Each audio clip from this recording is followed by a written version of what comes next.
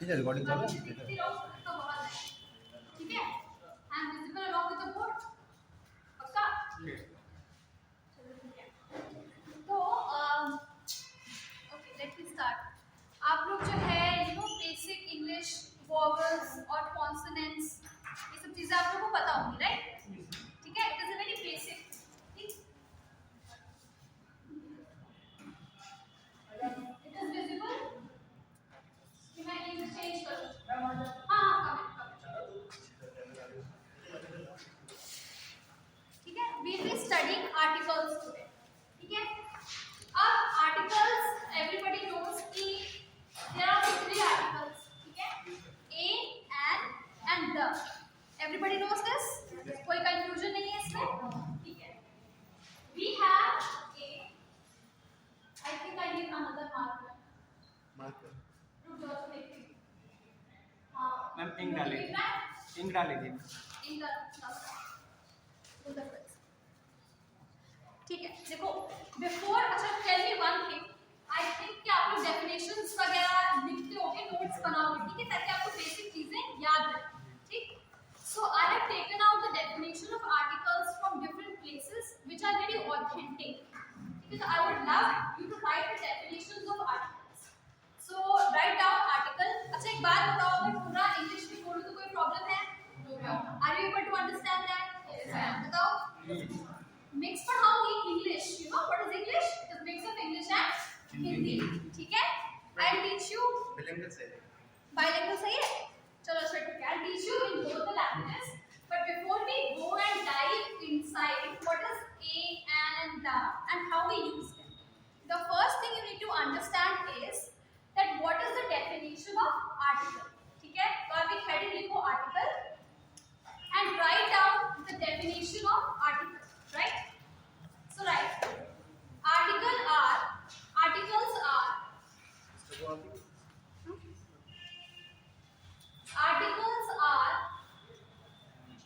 the words that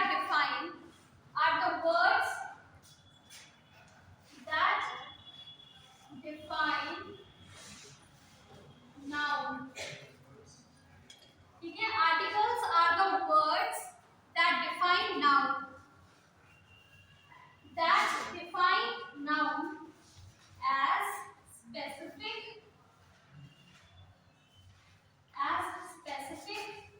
or not.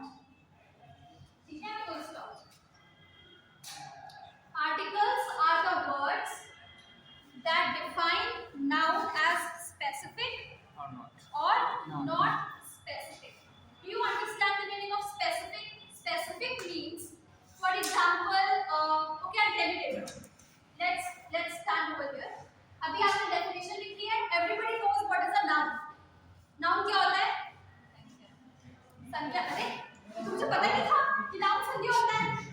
I know. हाँ बताओ, कौन बताएगा definition? हाँ. The noun is the name of a person, place or thing. Okay, that's all. अब मुझे दो नाउन के एग्जांपल कौन देगा? नाउन बताओ। हाँ बताओ। नाउन बेसिकली प्लेस हो क्या कोई? प्लेस कौन सा? अरे नाम तो Hardoi. Hardoi is a place. Yes. तो हरदोई के आगे द लगेगा कि नहीं लगेगा? No लगेगा। No. That's all. लगेगा कि नहीं लगेगा? नहीं लगेगा। क्यों नहीं लगेगा? क्योंकि ये एग्जेम्पशंस में आते हैं। ठीक है, कुछ एक्सेप्शंस होते हैं, कुछ एग्जेम्प्टेड होता है। ठीक, तो ये उसमें नहीं लगेगा। ठीक है, इंडिया में द लगेगा कि नहीं लगेगा? हम लोग द इंडिया बोलते हैं, द यूनाइटेड किंगडम बोलते हैं। द किसको बोलते हैं? द इंडिया बोलते हैं कि द यूनाइटेड किंगडम बोलते हैं? द यूनाइटेड किंगडम बोलते हैं। ठीक है, जरूरी नहीं है कि हर नाउन के आगे आप कोई भी आर्टिकल को यूज करें या ना करें। ठीक है, इट इज समथिंग व्हिच, देखो कुछ एक्सेप्शंस होते हैं, सब में कुछ कंपल्शंस होते हैं, तो ये आपका एक एक्सेप्शन हो जाते हैं जो मैं आगे आपको भी पढ़ाऊंगा। ठीक है, अब देखो नाउन्स कितने तरीके के होते हैं? एक होता है काउंटेबल नाउन और एक होता है नॉन काउंटेबल नाउन। ठीक है, अब काउंटेबल नाउन और नॉन काउंटेबल नाउन में क्या डिफरेंस है? ये तो हो गई पहली चीज। अब दूसरी चीज, नाउन जो है वो एक तरीके का एडजेक्टिव भी होता है। ठीक है,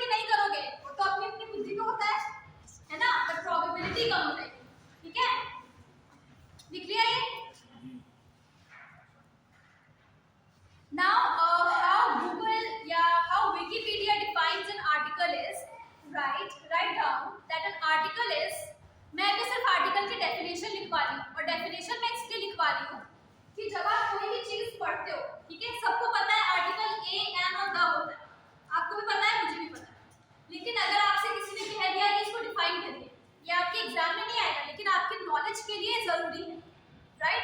it is not always important कि आप हमेशा पढ़ो किस पर्सपेक्टिव से कि नंबर चाहिए. If you do not have the knowledge, that numbers don't mean a thing, right? इसलिए मैं लिखवा रही हूँ. सो डू नॉट इग्नोर मत करना, लिखो that article is a short, article is a short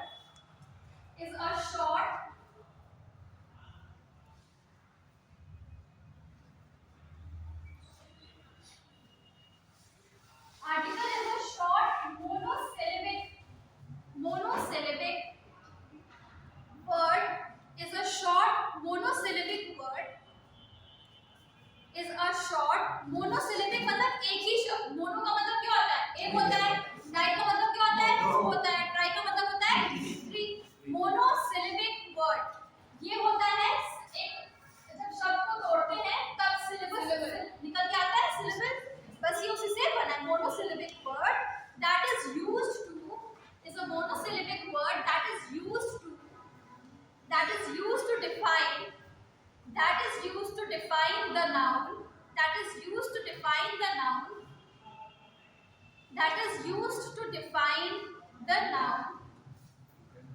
if it is specific, the noun comma if it is specific or not. मतलब define करने के बाद आता है कि वो स्पेसिफिक है कि नहीं है, ठीक है? समझ में आया? फिर उसके बाद मैंने क्या बताया, लिख लिया सबने? कुछ छूटा तो नहीं?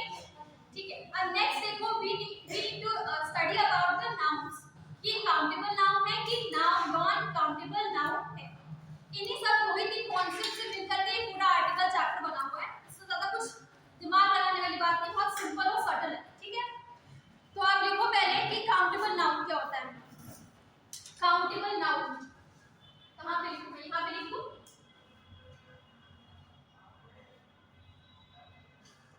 काउंटेबल नाउन लिख लिया सबने? अब इसके नीचे लिखो that can be counted. Countable noun is या समथिंग, जो भी सेंटेंस फ्रेम कर सकते हो कर लो. तो मैंने लिखा है countable noun can be counted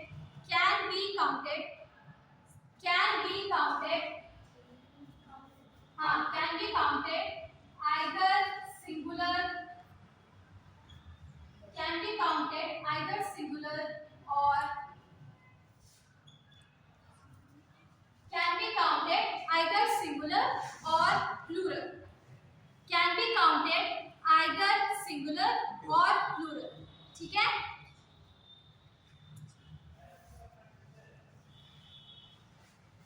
जैसे कि मैंने बोला, कोई भी एक सेंटेंस ले लो जिसमें कि आप सिंगुलर और प्लूरल, जैसे कि there are 10 cows standing there. आपने काउंट कर लिया, but there are so many cows, आपके काउंट नहीं कर पाओगे, ठीक है? तो उस तरीके से आप इसको पढ़ते हो, ठीक? फिर नेक्स्ट लिखो non countable nouns. Non countable, इसी के आगे ऐसे करके नॉन लिख दो. Non countable nouns. Non countable nouns cannot be counted, cannot be counted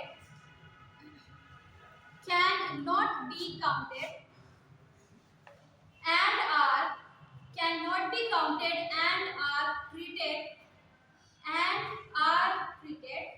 देखो जहाँ पे छूट जाएगा मुझे बता देना, ठीक है? and are treated singular. Singular और प्लूरल में डिफरेंस पता है ना? ठीक है? Can be counted singular. कोई डाउट है यहाँ तक? नहीं? Okay. Now I tell you, इतना हो गया. अब आता है नेक्स्ट जो चीजें हैं जो आपको पता होनी चाहिए कि डेफिनेट और इनडेफिनेट क्या होता है.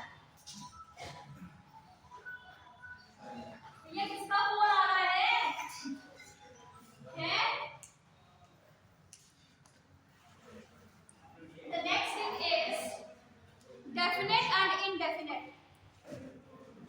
We have definite and we have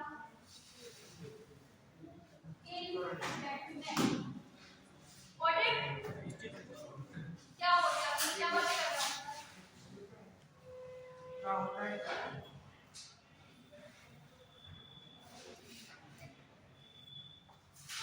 लिखो।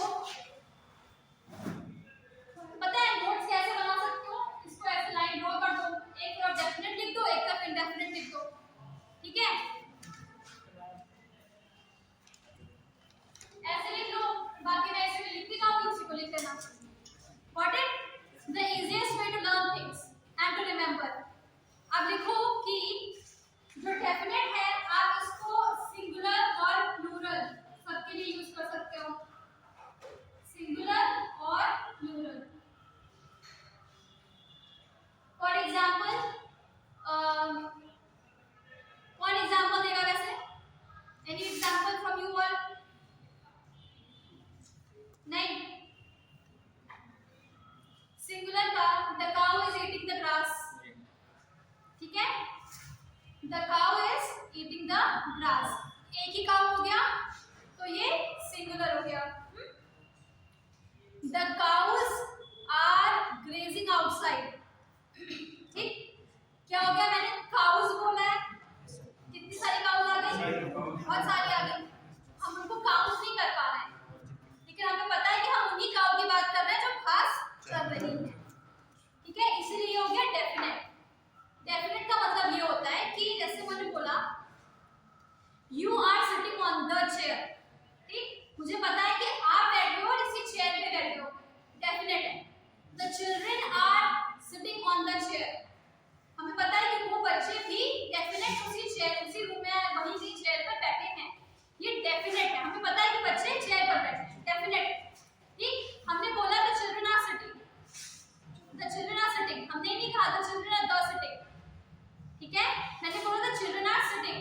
अब कहाँ बैठे हैं? पेड़ पे बैठे हैं, जमीन पे बैठे हैं, बेड पे बैठे हैं, वो स्पेसिफिक नहीं है, वो डेफिनेट नहीं है, ठीक है? इसका मतलब होता है डेफिनेट या इनडेफिनेट, ठीक है? तो द हमेशा डेफिनेट चीजों के लिए यूज होता है। जैसे कि आपके घर में अगर कोई खास मेहमान आ गए तो मम्मी वो खास बर्तन निकालती है उसके लिए, तो वही है द इज खास वाला मेहमान जिसको मिलता है। The Taj Mahal, we do not say a Taj Mahal, Taj Mahal गली मोहल्ले में नहीं है, Taj Mahal is only one and it is one of the seven wonders of the world. हाँ? Doubtable? Confidence कहाँ है तुम लोगों की बात में? Where is the confidence? Taj Mahal ये एक ही है, सात wonders में है, ठीक है? The Indian Ocean, we have only one Indian Ocean and we use the for it, ठीक है? The जैसे कि चलो आगे बताऊंगी, मैं तो बस एग्जांपल बताती जाऊंगी, फिर 1.5 घंटे में कैसे पढ़ पाएंगे हम लोग आर्टिकल। तो ये हो गया आपका द। अब नेक्स्ट है आपका इंडेफिनेट। इंडेफिनेट आपका यूज होता है सिंगुलर के लिए,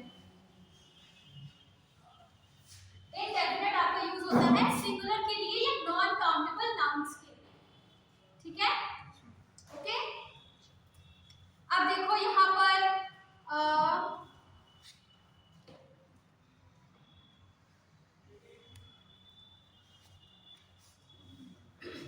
अच्छा ठीक है, आई गिव यू आप एक सेंटेंस लिखो, ठीक है? लिखो a doctor, I tell you something, मैं खुद यहाँ पर क्या भी लिख रही हूँ, आप ये एग्जांपल लिखो। अ डॉक्टर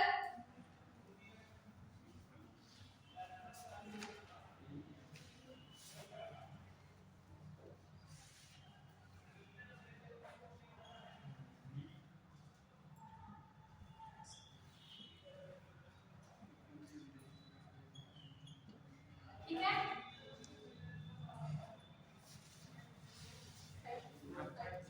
साइड हो जाओ। अरे देखो, I have written a doctor and, sorry यहाँ पर एंड आएगा। देखो मेरे क्लास में कितने इंटेलिजेंट बच्चे हैं, मुझे ये इससे कर रहे हैं and an astronaut are sitting in the car, ठीक है? मैंने इस सेंटेंस में 3 आर्टिकल्स यूज किए हैं, ठीक है? 3 आर्टिकल्स। यहाँ पर मैंने अ क्यों लगाया है? ठीक है, ठीक है, आपकी बात सही है। A doctor and an astronaut are sitting in the car. Now, why मैंने यहाँ पर a doctor के आगे यहाँ पे मैंने अ क्यों लगाया? मैंने द क्यों नहीं लिखा? कौन जवाब देगा? बताओ। Anybody? हाँ, perfect. हमें ये नहीं पता कि जेंट्स है कि लेडीज है, हमें ये नहीं पता कि हड्डी की डॉक्टर है कि दिल की डॉक्टर है। There is nothing specific, but we know that he is a doctor. ठीक है? तो ये एक specific noun नहीं है. This is a non-specific noun. तो हमने यहाँ पे a यूज किया है. मैंने यहाँ पे am क्यों यूज किया है? वोवेल है ना पहले स्टार्टिंग में। ठीक है, क्योंकि ये वोवेल साउंड से यूज हो रहा है। ठीक, जो आपका ए और एन है ना, इनमें बस एक डिफरेंस है। जो वोवेल साउंड है उसके लिए हम एन यूज करते हैं, जो कॉन्सोनेंट साउंड है उसके लिए हम ए यूज करते हैं। तो ये हो गया आपका वोवेल के लिए, और ये हो गया आपका कॉन्सोनेंट के। सबको वोवेल और कॉन्सोनेंट पता है ना? अब देखो मैंने यहाँ पे, अच्छा यहाँ पर ये एक ही आदमी है कि अलग अलग आदमी है? एक ही है कि अलग अलग? कितने बच्चे कह रहे हैं कि एक ही है? हाथ खड़े करो। मैं कह रही हूँ कि ये दोनों एक ही आदमी है कि अलग अलग आदमी? अलग अलग है। पक्का? अलग अलग है कि एक ही है? अलग अलग है। अलग अलग है। अलग अलग है। गुड। फिर मैंने यहाँ पे द क्यों यूज किया है? इससे आगे कॉन्सेप्ट क्लियर हो जाएगा। इस सेंटेंस से आप यहीं से समझ जाओगे कि कैसे क्या आपको सेंटेंस में आर्टिकल का यूज करना है। बताओ। कार है, कार थोड़े ना कोई कार नहीं। यहाँ पे मैंने इन अ कार क्यों नहीं लिखा? बताओ। कार है, कार स्पेसिफिक कैसे है? ये मैंने डेफिनेट नाउन में यूज किया है ना, ये तो डेफिनेट है, मैंने तभी तो द यूज किया है। तो ये कैसे स्पेसिफिक है? टीचर तुम दोनों बातें कर रहे हो क्या? इसका आंसर सोचो। देखो इसका आंसर ये है, ये डेफिनेट इसलिए है क्योंकि वो दोनों, ये दोनों एक ही कार में बैठे हैं और हम उसी एक कार की बात कर रहे हैं जिसमें ये दोनों बैठे हैं। आई बात समझ में? मैंने एक ही सेंटेंस को दो तरीके से कहा। हम उस ये स्पेसिफिक क्यों है, ये कार स्पेसिफिक क्यों बोली है मैंने, यही कार की क्यों बात की है? डेफिनेट इसलिए है क्योंकि हम उसी गाड़ी की बात कर रहे हैं जिसमें ये दोनों बैठे हैं, या जिसमें ये दोनों बैठे हैं हम उसी गाड़ी की बात कर रहे हैं, इसीलिए वो स्पेसिफिक। ठीक है, इसीलिए वो डेफिनेट है। और यहाँ से मैंने आपको कितनी चीजें एक्सप्लेन करी है कि एक कॉन्सोनेंट क्या होता है, एक वोवेल क्या होता है। यहाँ पर एंड लगाया है और दोनों के आगे अलग अलग लिखा है, इसीलिए दोनों अलग अलग आदमी हैं। अगर फॉर इन केस मैंने यहाँ पर ये ना लिखा होता तब ये दोनों एक ही आदमी है। ठीक है, और तीसरी चीज ये है कि मैं उसी स्पेसिफिक कार की बात कर रही हूँ जिसमें ये दोनों महाशय विराजमान हैं। यहाँ तक समझ में आ गया? यहाँ से आपको समझ में आ गया कि डेफिनेट क्या होता है और इंडेफिनेट क्या होता है। Got it? कोई डाउट है आता? पक्का 100%? चलो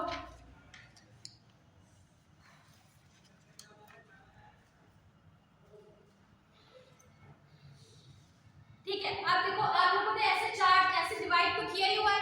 ठीक है, इस सेक्शन के नीचे यहाँ पे लिखो, ये मैं थोड़ा सा नोट्स लिखवा दूँ। ठीक है, रब कर दो।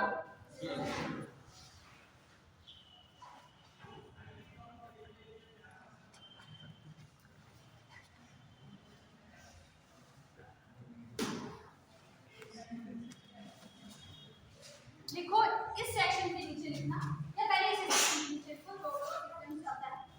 लिखो दैट पर्टिकुलर पर्सन, इस सेक्शन में लिखोगे, इस सेक्शन में पर्टिकुलर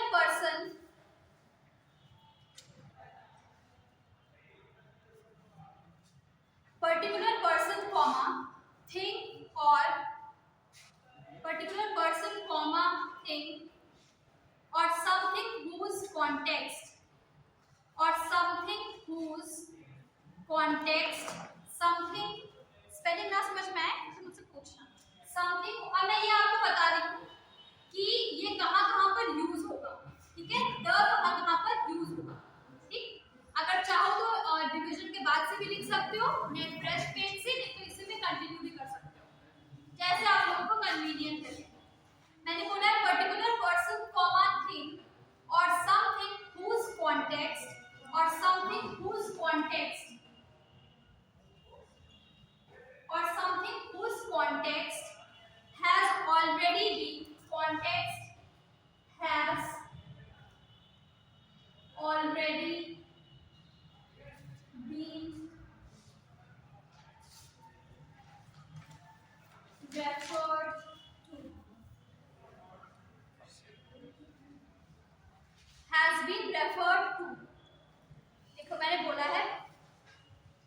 बोला है particular person, thing, comma, a thing or something whose context has already been referred to, मतलब कि आप द तब यूज करते हो, लिख लिया सबने ये, ठीक, ठीक है। अब इसका एग्जांपल देखो, इसके नीचे एग्जांपल करके लिखो, ऐसे करके example.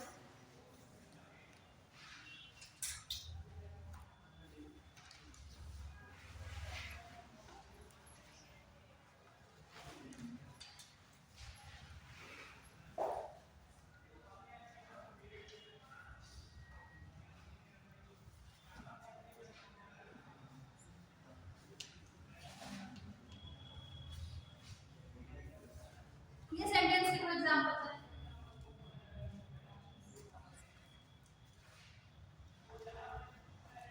The book you asked for is back in stock, full stop।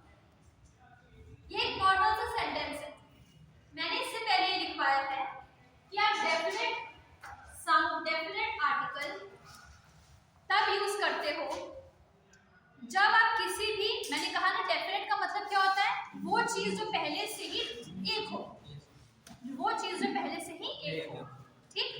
तो यहाँ पर ये सेंटेंस में लिखा है कि the book you asked for is back in stocks, मतलब वो किताब जिसके बारे में तुमने कहा था या तुमने पूछा था वो स्टॉक में वापस आ गई है। यहाँ पर ये चीज डेफिनेट है ना, कि हम उसी किताब की बात कर रहे हैं जिस किताब के बारे में हो सकता है तुमने कभी पहले पूछा हो। द बुक इज स्पेसिफिक, ठीक है। अब इस सेंटेंस को अगर नॉर्मली बोलेंगे तो या you can come and check the books in stock, आप आकर के वो किताबें देखिए जो स्टॉक में ऑलरेडी हैं। मेरी बात समझ में आ रही है? जहां पर डाउट हो आप मुझसे पूछोगे। मैंने यहाँ पे लिखवाया है कि context has already been referred to, यहाँ पे ये वर्ड रेफर्ड टू, मतलब ऐसी चीज जिसके बारे में आप ऑलरेडी पहले कभी बात कर चुके हो, उस चीज में आप क्या यूज करोगे, द यूज करोगे, ठीक है। जैसे कि सपोजिटली आप रेलवे स्टेशन पर गए और आपने पूछा कि भैया वो लखनऊ जाने वाली बस कितने बजे आएगी, तो उन्होंने आपसे कहा थोड़ी देर के बाद कि जिस बस के बारे में आप पूछ रहे थे वो बस आ गई। ऐसी तो बात करते हैं, तो उन्होंने इस चीज के बारे में बात की, तो टास्क क्यों रहा वो अपने स्टेशन वाला बस अरे वो समझाने की कोशिश कर, बस स्टेशन ही होता है, हाँ। अरे समझाने के लिए बता रहा एक मिनट क्या क्या क्या लोगों का मतलब है कि आप रेलवे स्टेशन की बात करें, बस नहीं, मैं रेलवे की बस ही की बात कर रही थी, बस स्टैंड बस स्टेशन होते हैं। अरे ठीक है यार, कंट्रोल, ठीक है, समझ में आ गया ना कि द तक कब यूज करते हैं, ये लिखवा लीजिए। ये हो गई पहली चीज। दूसरी चीज लिखो, जैसे पढ़ाते हैं एक ही पॉइंट हो गया कि द तब यूज करते हैं उस चीज के बारे में जिस चीज के बारे में आप कभी पहले बात कर चुके हो, context which has already been referred to in the past, ठीक है। सेकंड पॉइंट लिखो, the second point is singular noun, the second the is used, मैं बार-बार ये सेंटेंस नहीं रिपीट कर रही हूं कि द इज यूज्ड, आपको बस मैं ये बता रही हूं कि द आपको कब यूज करना है, ठीक है, समझ में आ रहा है। आप सेकंड पॉइंट लिखो इसका कि द आप और कब यूज करते हो, singular noun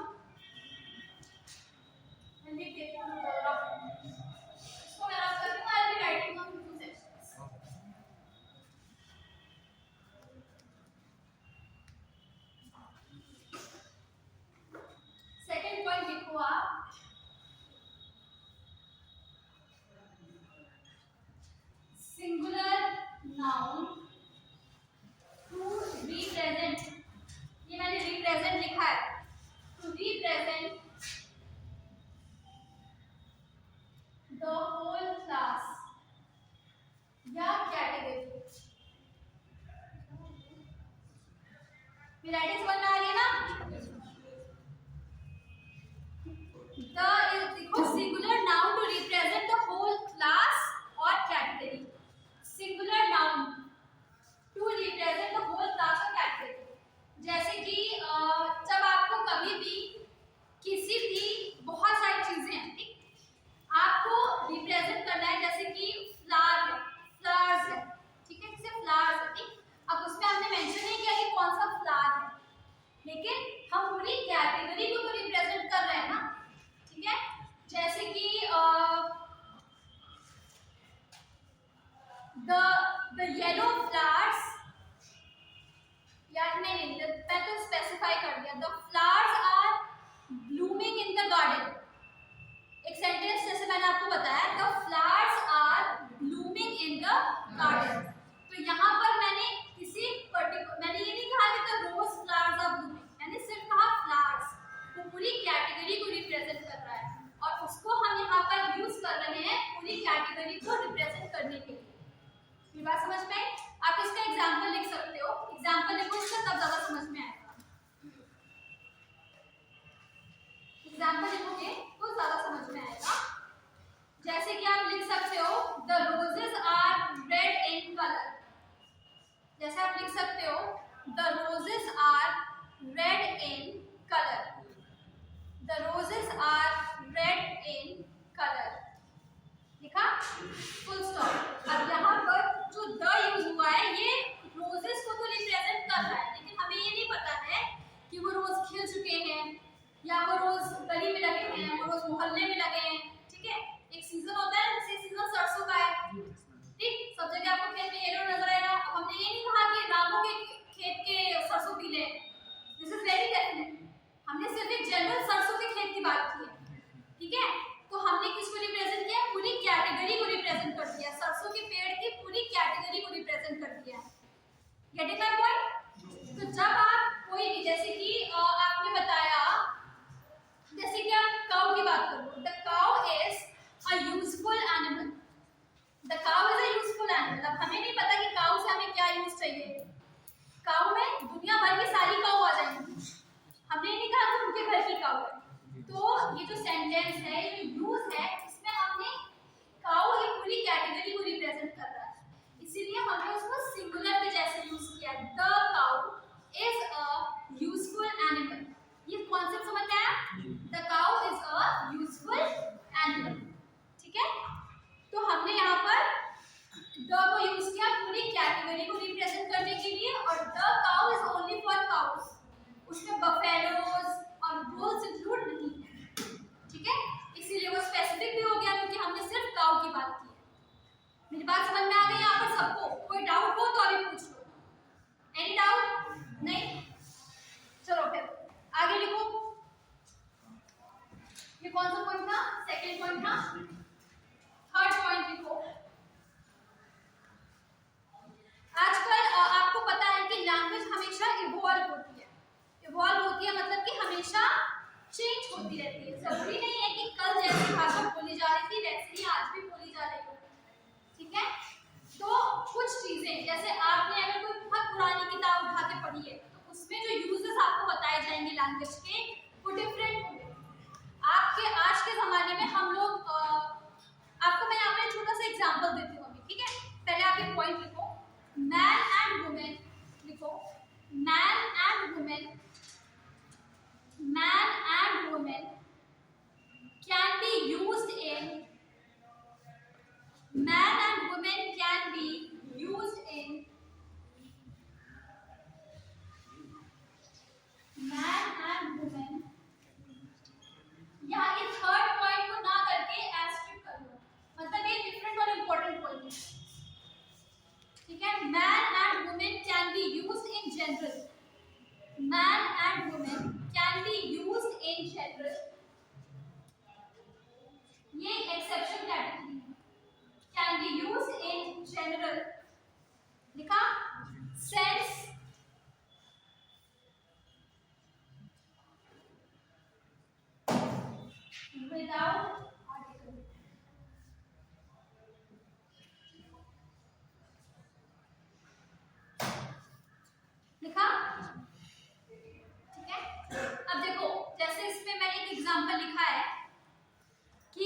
woman is wiser than man. कोई ऑफेंड नहीं हुआ सेंटेंस से? woman is wiser than man, ये एक जनरल सी बात है। हम क्या चीज? मतलब आप बताइए कि एक सामान्य बात है कि यूज किए जाते हैं।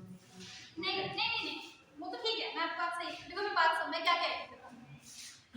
कभी कभी आप ऐसे यूज करते हो कि जो मैंने सेंटेंस बोला है ना, जैसे मैंने पहले एक पॉइंट लिखा, इसमें पूरी कैटेगरी की बात कर रहे हैं ना, इसीलिए उससे निकल के ये पॉइंट आया है कि कुछ ऐसे भी शब्द होते हैं जहां पर आप कैटेगरी को रिप्रेजेंट करने के लिए कोई भी आर्टिकल का इस्तेमाल नहीं करते। हम ये भी, अगर हम ये कहें that a woman is wiser than a man, ये भी सही है, ठीक है। हम एक वुमेन की बात कर रहे हैं, एक वुमेन जो है, एक औरत जो है, वो पूरी कैटेगरी ऑफ वुमेन को रिप्रेजेंट कर रहा है, और एक जो मैन है वो पूरी कैटेगरी को रिप्रेजेंट कर रहा है, ठीक। A women and a man, ये एक एक्सेप्शन है, ठीक। अब देखो यहाँ पर जो सेंटेंस, अगर हम इसको ऐसे लिखें that woman is wiser than man, तो ये भी गलत नहीं होगा, ओके। तो यही मैं बता रही थी कि लैंग्वेज जो है वो हमेशा इवॉल्व होती है, और लिटरेचर जैसे you know the best thing to enhance your vocabulary, जैसे आप लोग एग्जाम के लिए बैठने जा रहे हो, ठीक है, तो आई वुड सजेस्ट कि always read at least 2 to 3 paragraphs of English passages.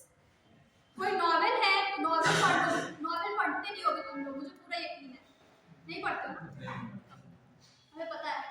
तो आप क्या कर सकते हो, जैसे कि इंटरनेट पर कोई जरूरी नहीं है कि उसके लिए आप न्यूज़पेपर खरीदो, कोई जरूरी नहीं है कि आप उसके लिए किताबों के रूल्स रटो, नहीं। जब आप पढ़ोगे तो आपको खुद पता चलेगा कि यहाँ पर ये चीज सेंटेंस गलत लग रही है कि सही लग रही है।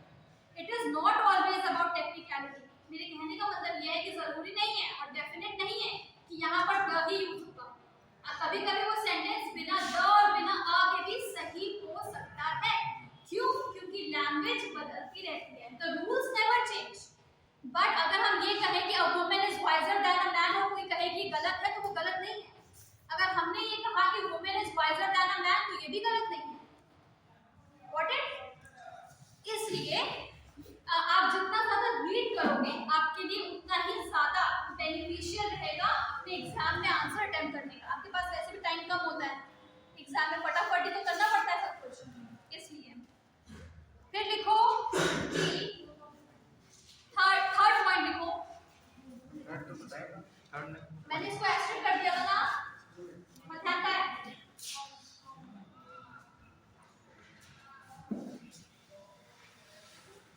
थर्ड पॉइंट लिखो कि it is used before the proper names.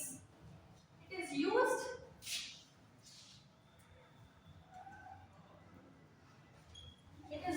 Before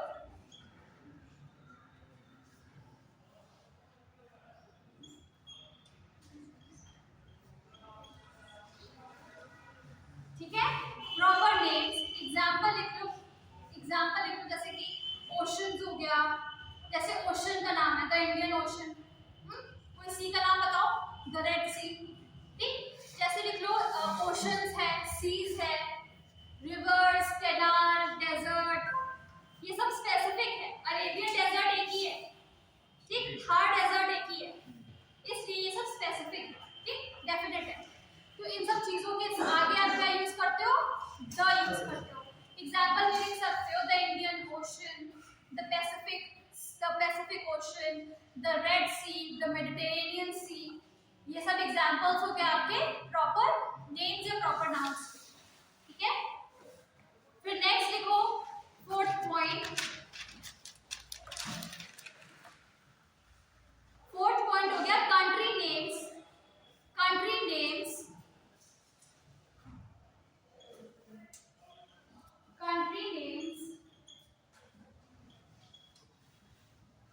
that use republic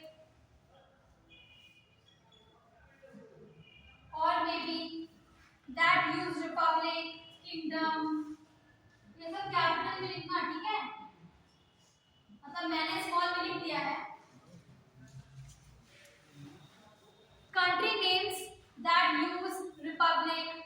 kingdom, जैसे कि रिपब्लिक, कौन सा रिपब्लिक है? Check check Republic. Republic. Check Republic. हाँ ठीक है, द चेक रिपब्लिक, ठीक है, द यूनाइटेड किंगडम, ठीक, इस तरह के जो नाम है आप उनको यूज कर सकते हो। द रिपब्लिक ऑफ इंडिया भी तो बोलते हैं, तो आप इंडिया के साथ में द नहीं लगेगा, but the Republic of India के साथ द लगेगा, क्योंकि वो डेफिनेट हो जाएगा, ठीक है। आपको अगर उधर दिख रहा है तो इस तरफ आ जाओ, अगर बार बार खड़े होकर देख रहे हो उधर आ जाओ, हाँ वही दिखे, ठीक है। ये कौन सा पॉइंट था? फिफ्थ पॉइंट लिखो, certain books. The fifth point is certain books. The fifth point is certain books.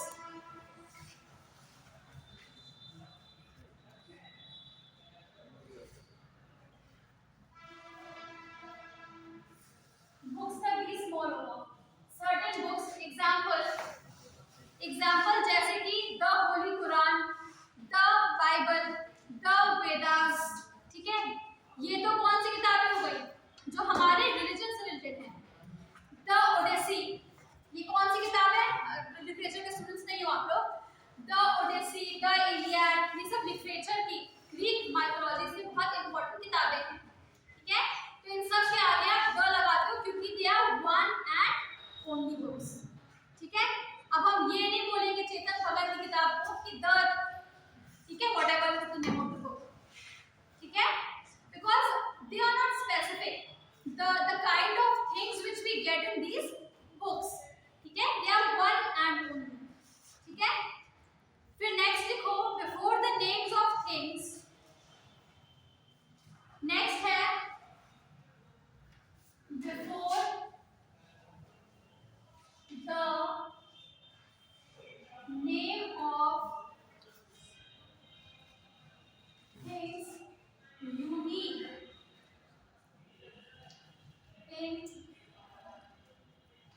in their kind. For example, unique of their kind. Unique of their kind. THEI. Unique of their kind. इसका example लिखो। साथ साथ में जो मैं sentences बता रही हूँ ना उसके एग्जाम्पल भी लिखते जाओगे तो आपको ज्यादा याद रहेगा, वरना बाद में मिस कर जाओगे कि मैंने क्या एग्जाम्पल बताया था, ठीक है। तो लिखो इसमें एग्जाम्पल, अच्छा इसका क्या एग्जाम्पल होगा बताओ, इसका क्या होगा सेंटेंस का? कुछ ऐसी चीजें जो अपने आप में यूनिक है, जैसे the sun, the moon, the sky, the earth, एक ही अर्थ है, स्काई भी एक ही है, the sky, the earth, the moon, the sun, example लिख लो इसके। क्या चीज? नहीं, ये यूनिवर्स वाली चीज हो जाएगी, ठीक है। इसलिए हर चीज की देखो एक कैटेगरी है। अब हम द और कोई नहीं बोलते है कि नहीं, पर हम द गंगा घाट बोलते हैं, चाहे वो यहाँ की हो या कहीं की भी हो, बोलते हैं। इसलिए दोनों है, लिख लिया। फिर उसके बाद में कौन सा पॉइंट होगा? सेवेंथ पॉइंट है। ये थोड़ा सा लंबा है, हो सकता है कि मैं यहाँ पे ना लिखूं, तो मैं डिक्टेट करके बोलूँ। Before a proper noun, before a proper noun, before a proper noun, before a proper noun लिख देती हूँ, अच्छा क्योंकि बोर्ड पे तो लिखूँ। बिफोर अ प्रॉपर, अच्छा प्रॉपर नाउन क्या होता है? Before a proper noun when it is, before a proper noun when it is qualified, before a proper noun when it is qualified by an adjective,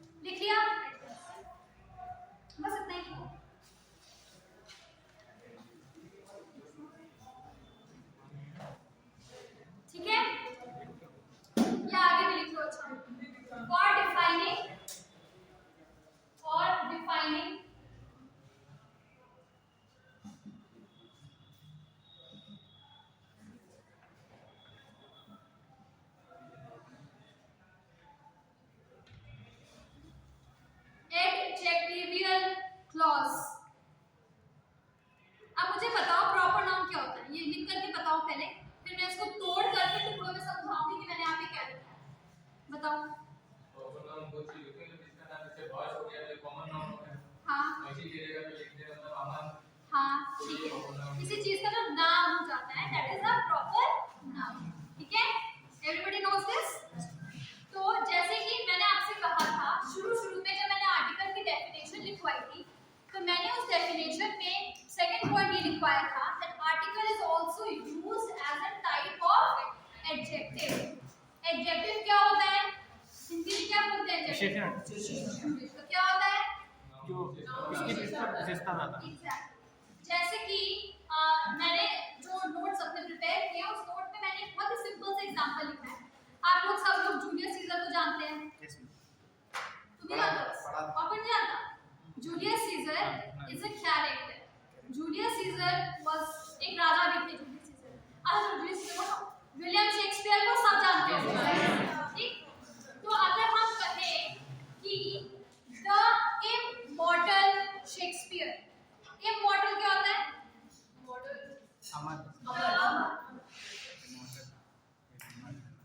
immortal Shakespeare, ये गलत है कि सही होगा? ये देखो मैं यहाँ पर बोलूँगा क्योंकि मैं इंग्लिश लिटरेचर पढ़ाती हूँ सीएसएन में, ठीक है, तो मैं बिना लिटरेचर का एग्जाम दिए बगैर चूक नहीं सकती, इसलिए मैं दोनों डिफरेंट कैरेक्टर्स के नाम चूज किया। इससे फर्क पड़ता है हम लोग भी लिटरेचर के स्टूडेंट्स हो ना? Yes ma'am, perfect.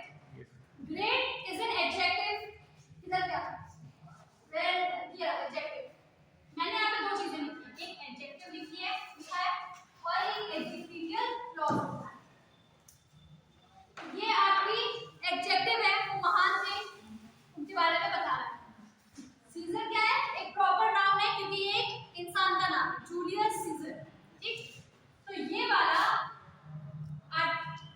ऐसे भी आप द को यूज कर सकते हैं, the great Caesar can be used with a proper noun adjective the, क्योंकि सीजर एक ही था, ठीक है, सीजर एक ही था, इसलिए आप इसको ऐसे यूज करोगे द ग्रेट सीजर, ठीक है, इसका ये कैपिटल होगा और इसका ये कैपिटल होगा, द ग्रेट सीजर। अब एडजेक्टिवियल क्लॉज, ये इनका चीज बता रहा है कि इमॉर्टल है, ये भी एक एडजेक्टिव ही है लेकिन ये क्लॉज के जैसे यूज होता है। ये सब चीजें मैं आपको बाद में एक्सप्लेन करूंगी, अभी हम सिर्फ आर्टिकल पढ़ते हैं। ये क्लॉज है, अपने आप में एक पूरी चीज है, immortality is a thing in itself, इसलिए हमने यहाँ पे यूज किया द इमॉर्टल शेक्सपियर। तो ये इसके दो यूजेस हो गए, जैसे कि हम बोल सकते हैं कोई भी आप ऐसे character, the great Alexander Pope है, Alexander Pope is a poet, ठीक है, सो द ग्रेट पोप ऐसे भी बोल सकते हैं हम लोग, द फेमस भी बोल सकते हैं, द फेमस पोएट भी कह सकते हैं, लेकिन यहाँ पे स्पेसिफिक नहीं है पोएट का नाम, यहाँ पर आपको 101% यूज करना पड़ेगा क्योंकि प्रॉपर नाउन, ठीक है, तो इस जगह पर भी आप द को यूज करोगे। आपको सिर्फ समझना क्या है द को कहाँ-कहाँ यूज करना है, ठीक है, मैंने द इसलिए पहले पढ़ाया क्योंकि ए और एन में कितना डिफरेंस है, ए और एन में सिर्फ साउंड का डिफरेंस है। अगर आप वर्ड को सही से प्रोनाउंस कर लोगे, जैसे हम लोगों ने बोला ऑनेस्ट, ये तो सबको पता होगा, ऑनेस्ट एच से लिखते हो बट प्रोनाउंस कर रहे हो honest, and O is the sound of O and O is a vowel, ठीक है। सो व्हेनेवर, जैसे कि अगर आप इंग्लिश आगे पढ़ते हो या नहीं भी पढ़ोगे तो भी लिंग्विस्टिक आप किस तरीके से शब्द को बोल रहे हो उससे बहुत इम्पैक्ट पड़ता है, ठीक है। जैसे आप वन बोल रहे हो, one and w is not the sound of any vowel, so we say a one routine हो, भले वो से लिखते हैं लेकिन ये vowel sound नहीं है, ठीक है। इसीलिए जब there is a difference when जब हम स्कूल में पढ़ते हैं तो हमें बताया जाता है कि a e i o u देख करके आप क्या लिख दोगे, and लिख दोगे सीधे। बट अगर आपको वहां से ये बताया जाए कि आप अगर साउंड पर लिखोगे, अगर बच्चों को साउंड सिस्टम सिखा दिया जाए तो ये डिफिकल्टी और ये क्वेश्चन कभी पैदा ही नहीं होगा। ऑनेस्ट एंड वन पूरा मुंह खोल के बोलो तो समझ में आता है, ऑनेस्ट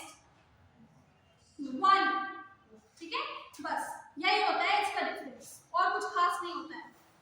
समझ में आ गया? Now you know the system has changed. Like my Neiphiu, उसको स्कूल में अभी से साउंड पढ़ाया जा रहा है। आप लोगों के यहाँ जो भी मतलब जो बच्चे अगर जयपुरिया या यहाँ पर और जो स्कूल्स हैं, जो कॉन्वेंट स्कूल्स हैं, वो सब साउंड सिस्टम छोटे बच्चों को ही पढ़ा रहे हैं। हमें बचपन में मम्मी पापा ABCD पढ़ाते थे, उनको अभी से बताया जा रहा अ ई ई, वो लोग ऐसे ही चीजों को या अल्फाबेट्स को याद कर रहे हैं। A child who is in nursery, सोचो, थिंग्स हैव इवॉल्व्ड। वो अपनी गलतियों को सुधार रहे हैं। हमारे टाइम पे सब गलत गलत ही था। ठीक है? हाँ, तो इंग्लिश की क्लास लेंगे।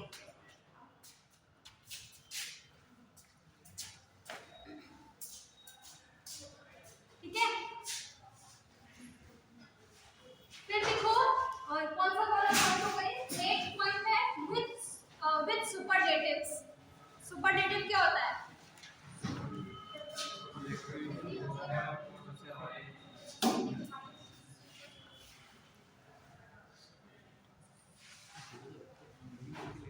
With superlatives. सुपरलेटिव्स, सुपरलेटिव क्या होता है? हिंदी में क्या बोलते हैं सुपरलेटिव को? आपके एक वो हाई डिग्री होती है। हाँ, डिग्रीज होती है ना। सुपरलेटिव एक है you are a good boy, he is the best boy, he is the best boy and you are a good boy. Good better best होता है, ठीक? तो he is a good boy, he is a good boy, simple है। Good boy ठीक है, कोई बात। He is the best boy या he is the best student of the class, the best. ठीक है? A good and the best. ठीक? समझ में आएगा ये? हम बोलेंगे अ गुड और हम बोलेंगे द बेस्ट। ठीक है? जैसे ठेले पर ठीक ठाक मोमोज मिलते हैं, लेकिन मोमो वाले क्या बहुत अच्छे मोमोज मिलते हैं। ऐसे तो बता दो अपने पड़ोसियों को, दोस्तों को, बस। ठीक है? अगर आप देखो ये सब चीजें टेंशन में आकर, प्रेशर में आके नहीं पढ़ी जाती हैं। बहुत सिंपल सी चीज है, बहुत सिंपल सा कॉन्सेप्ट है। अपने दोस्त को बताओगे कि फलाना ठेला लगाते हैं मोमोज, चले जाओ वहां पर। कौन सा चौराहा है यहाँ पे? बड़े चौराहे की तरफ बहुत मोमो मिलते हैं। लेकिन अगर आप किसी को बताओ अरे वो मोमो वाला बहुत बढ़िया, वो मोमो वाले क्या है हमारे कॉलेज के पास, मोमो वाला क्या है, वो बहुत अच्छे समझो, वो बहुत अच्छे मोमोज देता है। हमारे भाव को समझिए, you have to understand that feeling. बस मैंने कहा ना, जब किसी को मेहमान आते हैं तो कांच के बर्तन निकलते हैं, ये कांच का बर्तन है और ये स्टील की प्लेट है। A good the best, exactly, that is why we use the. Got it? भले ही हम कह रहे हैं ना he is a good boy, but we are not using the. We are not saying he is the good boy. No, he is a good boy. ठीक ठाक है। फिर नेक्स्ट पॉइंट लिखो, एक 9th point, with ordinals. With ordinals, ordinals. 9th point है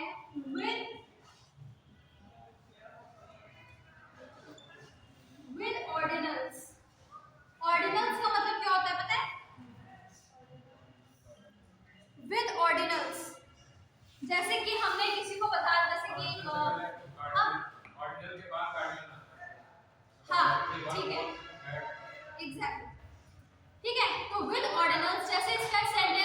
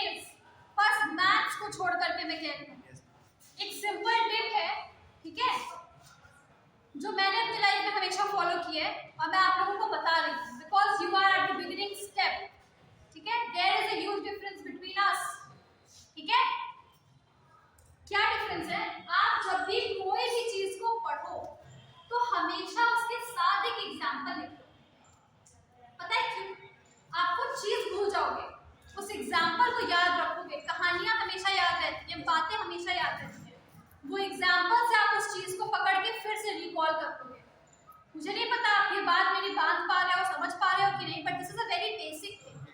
मैं अपनी class में भले ही मेन चीज भूल जाती थी, पर जो भी क्लास में एग्जांपल दिया जाता था वो हमेशा सुन लेती थी। कोई भी लिटरेचर का टीचर हमारे कॉलेज में हमें बिठा करके मतलब लिखवाता कोई नहीं था, ये पानी निकल रहा है।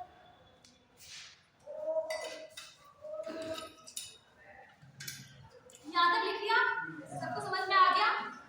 आपने इसका एग्जाम्पल लिख लिया। He is the first boy to enter the class. ठीक है? This is the first flower to bloom in my garden. मैं उस फूल को कह रही हूँ जो मेरे गार्डन में सबसे पहले खिला है। This is the first flower to bloom in my garden. क्योंकि उसको हम तवज्जो, उसको इम्पोर्टेंस क्यों दे रहे हैं? Because it was the first flower to bloom in the garden. ठीक है? फिर उसके बाद में दो तीन चीजें और हैं। नेक्स्ट पॉइंट है 10 पॉइंट लिखो, बिफोर म्यूजिकल इंस्ट्रूमेंट। बिफोर जैसे कि the sitar, the guitar, before the musical instrument. ठीक है? जैसे कि the sitar, he is playing the guitar. ठीक है? She is playing the sitar. Got it? Yes, ma'am.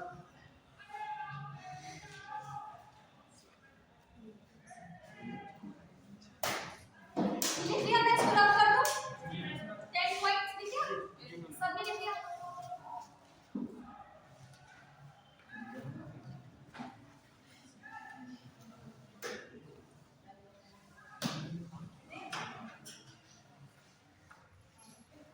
ठीक है? Now you need to write the 11th point. Before an adjective,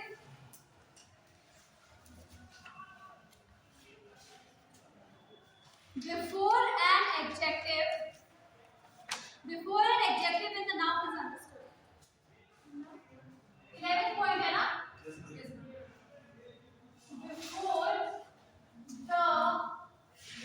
Before the adjective, before the adjective when the noun is understood. Before the adjective when अभी समझा रही हूँ, when the noun is understood. For example, before the adjective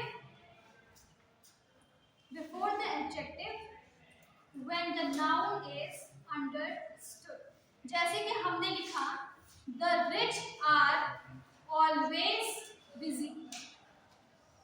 जैसे आपने ये sentence का example लिखो, the rich are always busy. The rich are always busy. आपने लिखा? ठीक है? अब rich का मतलब सबको पता है। We know what is rich. We know what is poor.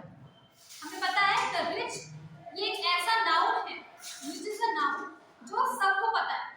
यहाँ पर रिच का मतलब अमीर लोगों से किया गया है। ठीक है? ठीक है? एक होता है रिच, एक होता है पुअर। जैसे he is rich मतलब उसके पास बहुत पैसा है। इंग्लिश समझने के लिए कभी कभी सेंटेंसेस को भी समझना जरूरी होता है। he is a very rich boy, उस लड़के के पास बहुत पैसा है। एक सेंटेंस हो गया। मैंने क्या बोला है?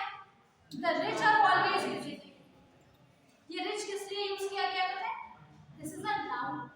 यहाँ पर मैं सारे अमीर लोगों की बात कर रही हूँ और ये नाउन पैसे से नहीं है, ये अमीर लोगों से है।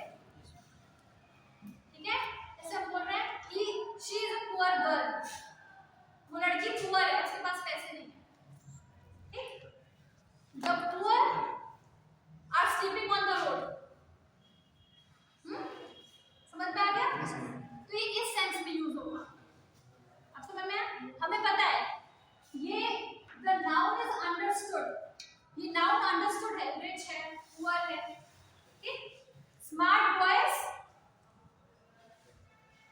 are rude, smart boys are rude। ठीक?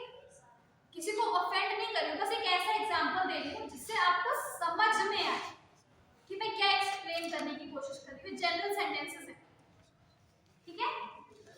बात क्लियर है? हमें पता है जो नाउन ऑलरेडी अंडरस्टूड है। अगर हमने रिच बोला है, the rich and the poor are standing in the queue together. मैंने सेंटेंस बोला द रिच, चलो ठीक है, ये कौन यहाँ पे ऐसे होलीगंस कितना चिल्लाते रहते हैं? मतलब नहीं, चलो अच्छा ठीक है, अब मेरा सेंटेंस समझो। The rich and the poor are standing in the queue. The rich and the poor are standing in the queue, ठीक है? तो ये नाउन मतलब कि अमीर और गरीब लाइन में खड़े हैं। अब अमीर और गरीब से एक आदमी नहीं है, एक पूरी कैटेगरी हो गई। मैंने इससे पहले लिखवाया था कि ये कैटेगरी के लिए भी यूज करते हैं द, और इसको एक सिंगुलर के जैसे यूज करते हैं। तो यहाँ पर दोनों चीजें प्रूव हो रही है एक साथ, ठीक है? द रिच और द पुअर से मतलब रिच भी है और पुअर भी है, ठीक? Got it? समझ में आ गया सबको? एवरीबॉडी? फिर उसके बाद नेक्स्ट लिखो, this is the 12th point and the last point, as an adverb with comparatives. As an adverb,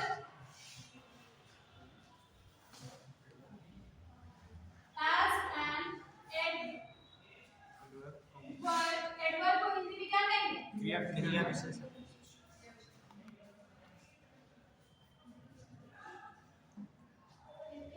ठीक है? Comparatives. As an adverb with comparatives, जैसे हम कहते हैं कि the more the merrier। इसका एग्जांपल लिखो, the more the merrier।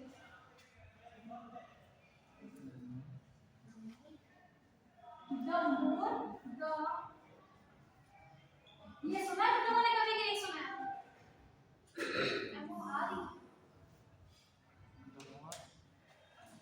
मेरी राइटिंग के साथ में मेरे सब बच्चे कंफ्यूज हो जाते हैं। The more the merrier, ये सुना है कभी? सुना है, इसका मतलब नहीं पता। The more the merrier मतलब the more, जितना ज्यादा मिल जाए उतना ही बढ़िया है। The more the merrier, merry का मतलब happy, the more the merrier। तो ऐसी जगहों पर हम यूज करते हैं the, ठीक है? The more the merrier।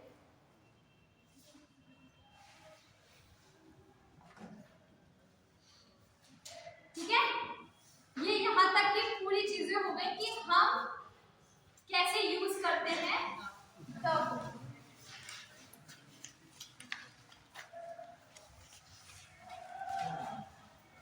अभी खत्म नहीं हुआ भाई।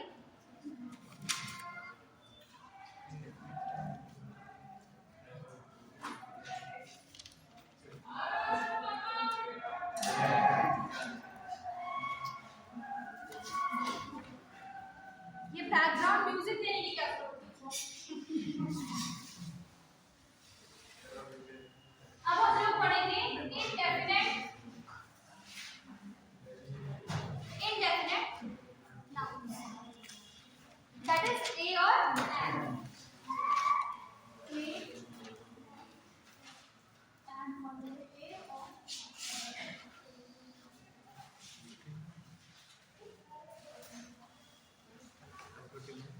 लिखो इसके नीचे, the choice is determined by, the choice, कौन सी choice कि हमें a यूज करना है या and यूज करना है? अभी मैंने and लिखा था, मैंने and को क्यों काट दिया? अभी मैंने लिखा था a and an लिखा था, मैंने and को क्यों हटा दिया?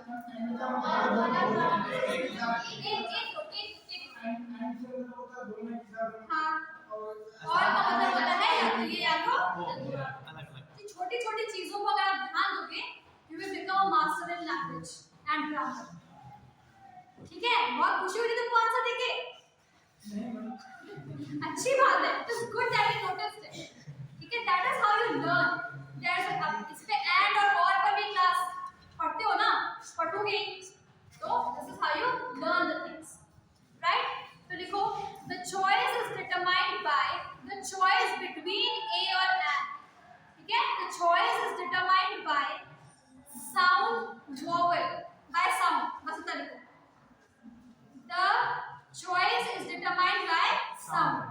and the choice is between A and N.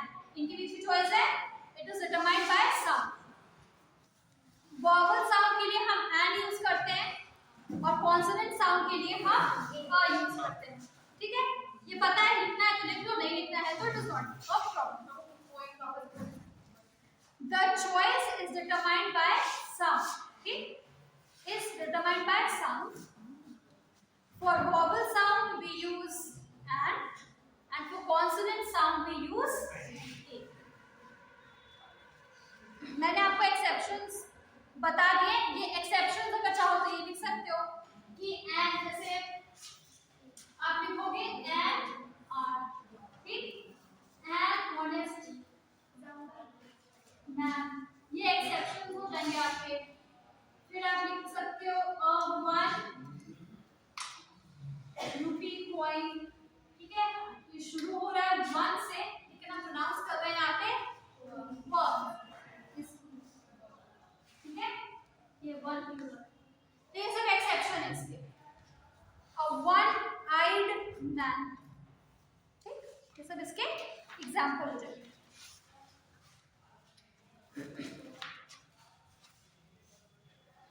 अब सबसे पहला पॉइंट लिखो as original sense of one. इसका पहला पॉइंट है as original sense of one.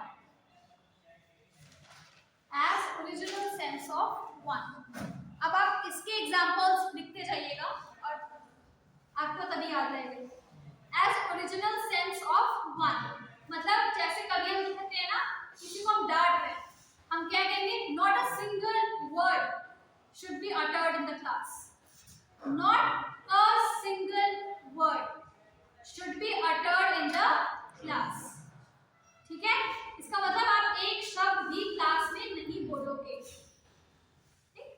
तो यहाँ पर हमने इसको एक सिंगल एंटिटी की तरह यूज किया है. तुम दोनों बात भी बताओ क्या हुआ. तुम दोनों, both of you are talking and smiling, है? कोई प्रॉब्लम है? कौन से कॉलेज से हो? अभी 12th की हो? ग्रेजुएशन कर रहा हूँ. कहाँ से? गौसगंज, मल्लावा के पास. अच्छा,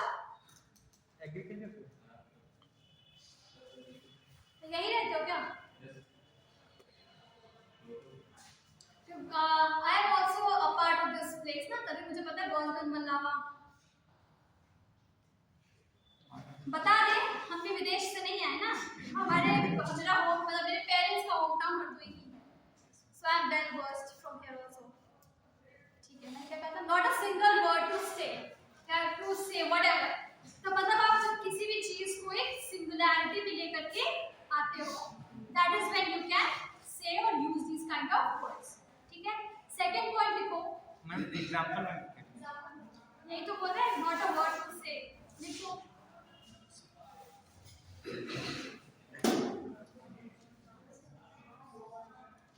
not a word to say.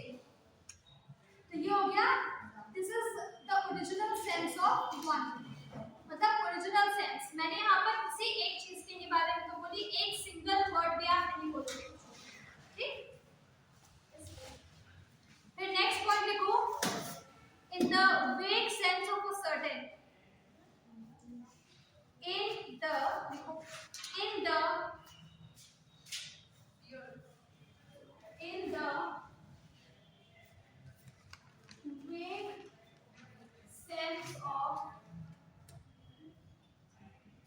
In the vague sense of certain. लिखो, मैं एग्जांपल दूंगी तो समझ में आ जाएगा.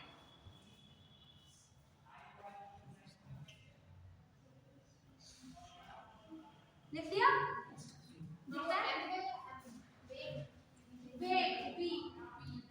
vague sense of certain. vague sense of certain. vague का मतलब क्या होता है?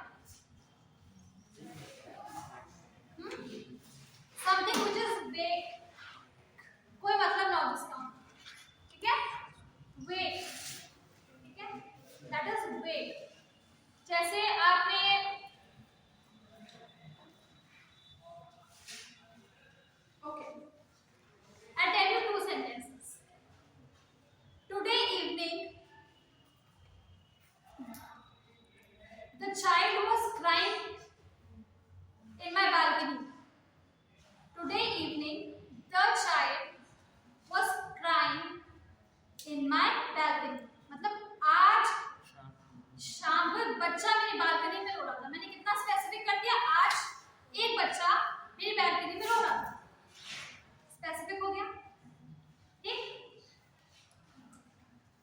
the children cry या चिल्ड्रन नहीं, जैसे कि ये बहुत ठीक है, जैसे मैंने सेकेंड सेंटेंस बोला, one evening a beggar came to my door. One evening a beggar came to my door.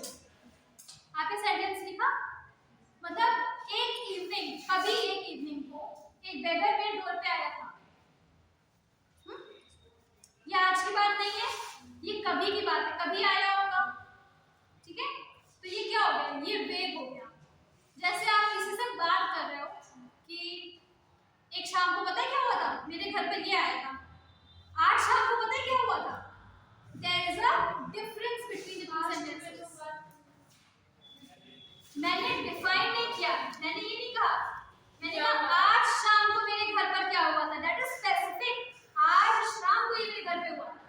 एक शाम को पता है क्या हुआ था, कभी वो शाम कल भी हो सकती है, वो शाम परसों की भी हो सकती है, वो शाम 2 महीने पहले की भी हो सकती है, मैंने स्पेसिफाई नहीं किया, ठीक है। तो इस सेंटेंस जगह पर आप, that is the difference the में और में। मैंने जो सेंटेंस बोला कि एक इवनिंग को एक बेगर मेरे डोर पे आया था, the sentence was one evening a beggar came to my door. Today evening the beggar came to my door. यहाँ पर अगर आप इन दोनों सेंटेंसेस को एक साथ लिखोगे तो आपको समझ में आएगा। लिखो, ये लिखो क्योंकि ये कंफ्यूजिंग है। One evening a beggar came to my door. लिखूं मैं बोर्ड पे क्या? नहीं, one evening a beggar came to my door. अब ये बात वेग है, हो सकता है मैं किसी को या कोई किसी को कुछ कहानी सुना रहा हूँ, उसमें उसने यहाँ पर यूज किया हो। एक शाम को मेरे दरवाजे पे भिखारी आया था, फिर उसने ऐसा से किया था। आज शाम को मेरे दरवाजे पर एक भिखारी आया था, उसने ऐसा किया था। उसमें इंपॉर्टेंस ज्यादा हो क्योंकि वो अभी ताजी ताजी बात है, ठीक है। ये लिख दिया, फिर लिखो नेक्स्ट सेंटेंस इसका लिखो, today evening the beggar came to my door. Today evening the beggar came to my door. Today evening the beggar came to my door. Now what the difference between the two sentences? कि आपको अ कहाँ पे use करना है और the कहाँ पे use करना है, ठीक है। ये कंट्रास्ट समझ में आ गया। Now the next is, the third point is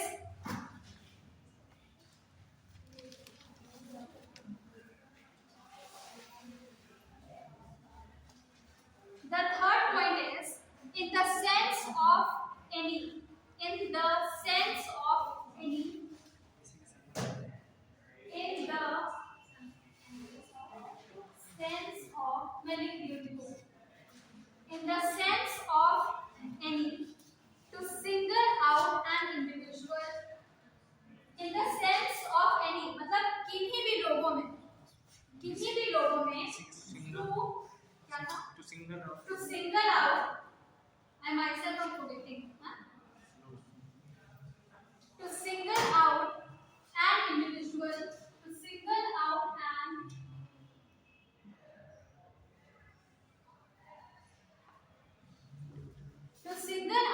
individual as the, to single out an individual as the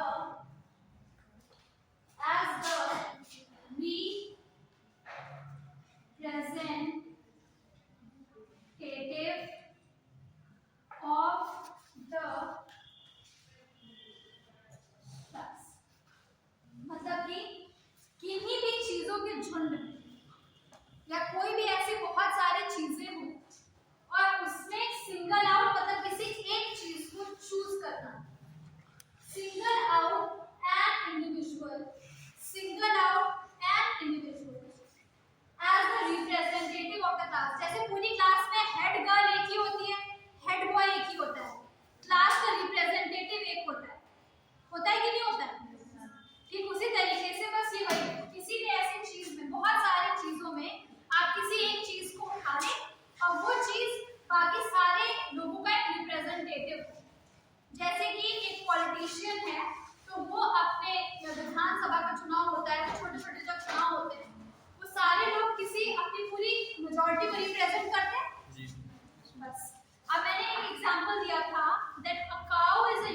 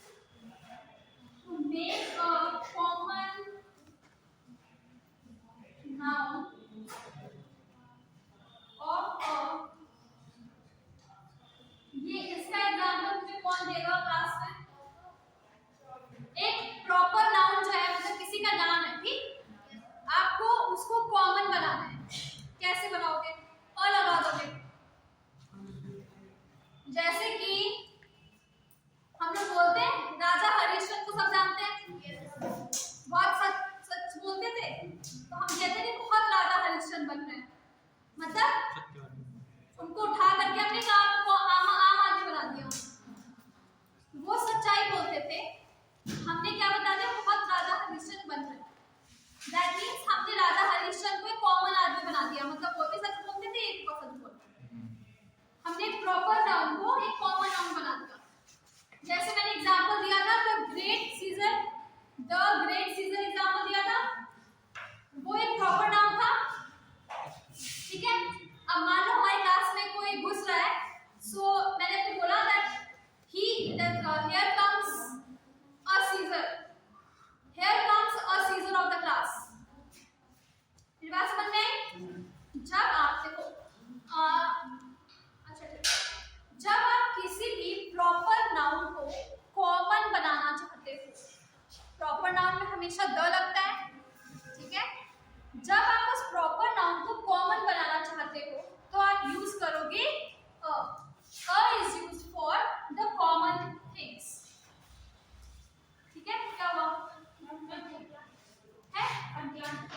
अच्छा, ठीक है। Got it? तुम लोगों को अटेंडेंस वगैरह भी लिखनी पड़ती है, लिखती है? हाँ, लोग लिखती है। एवरीबडी जो लोग लेट आया हो लिख दो। I don't know the that process। ठीक है, अब आप समझ में आया मैं क्या कह रही थी? किसी भी नाउन को अगर आप प्रॉपर नाउन को कॉमन बनाना चाहते हो तो आप उसको इस तरह से यूज कर सकते हैं, ठीक है।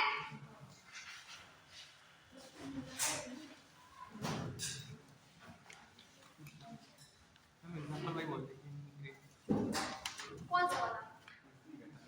इसी का?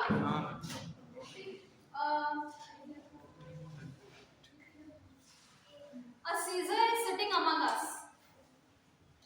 A Caesar is sitting among us, मतलब हमारे बीच में एक सीजर मौजूद है। A Caesar is sitting among us, ठीक है। ये कॉमन नाउन हो गया और Julius Caesar is a proper noun, so we have made it a common noun।